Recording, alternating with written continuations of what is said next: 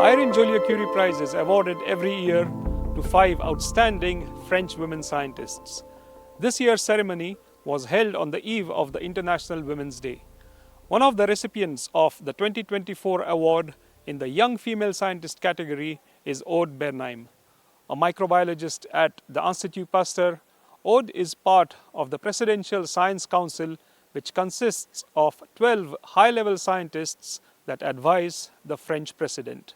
Aude is also the founder of an association that aims to break gender stereotypes in science. Joining me now is Aude Bernheim at the Institute Pasteur. Thank you very much for your time. My pleasure. What does this award signify to you? So this award is both a real honor and a responsibility.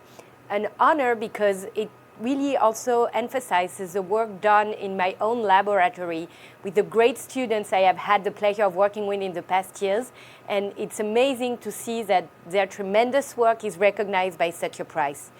And at the same time, it's a responsibility because today, being a scientist, as we are currently experiencing, it's saying something about the world we want to live in.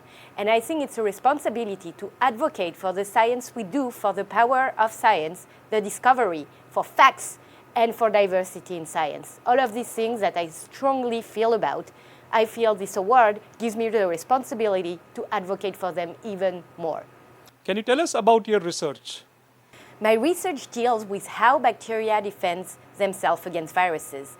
Up to a few years ago, like 5 years ago, we knew of only 2 major systems. But in the past 5 years, more than 250 novel anti-phage systems or bacterial immune systems were discovered. This is a tremendous revolution in how we consider immunity. Even stronger is how we discovered that these immune mechanisms are conserved from bacteria to plants and even humans, allowing us to get a completely novel view on human immunity and plant immunity.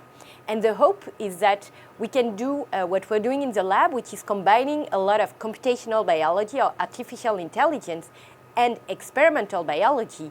We are now discovering all the diversity of these bacterial immune systems out there and the conservation throughout every organisms on life, and really trying to understand how we can better study immunity and provide novel therapeutics or novel things for ecology, all thanks to what we know about bacteria.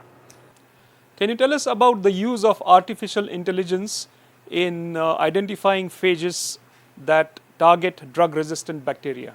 We recently published a paper where we show that you can use phages, so the viruses of bacteria, to kill resistant bacteria. We used AI in a specific manner, which was to recommend the right viruses, the right phages, to target the right dedicated bacteria. And so that's a way to use AI to build these recommender algorithms, not to tell you which movie to watch on Netflix, but actually which phages to use to kill a resistant bacteria. As a woman, did you experience any obstacles in your scientific career? I think every scientist will face obstacles, and I think women face more obstacles than men. And it's interesting because initially I didn't think I was facing any specific obstacles. But then you realize that a lot of these obstacles, you don't even realize they exist, that they're out there. And I think it's incredibly important to actually realize that these are obstacles, that they're just implicit and unseen. So yes, as every scientist and as every woman, I did experience specific hardship into being a woman, from not being taken seriously because I'm blonde and a tiny person, to things that I would say much more serious, into how people would label my science, or within my activism to promote gender equality, which people also could view through this lens. Right. Now, can you tell us about your association? Yes, so more than 10 years ago, I co-founded with Flora Vincent, another amazing scientist, an NGO to promote science without stereotypes. I strongly feel that in science we need diverse points of view and perspectives to move science forward, and also to push science to serve everyone, not just a tiny number of people. And for this, we need everyone's help.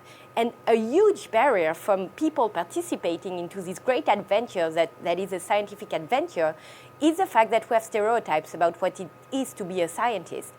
When you ask children what they think scientists look like, they will always tell you it's like an old guy with glasses and that is alone in his lab. And that's a problem because not everyone wants to be that old guy. And so we need to absolutely diversify the way people view scientists and know that there is many, many ways to be a scientist and to participate into this, to have a lot of people contribute to the scientific adventure.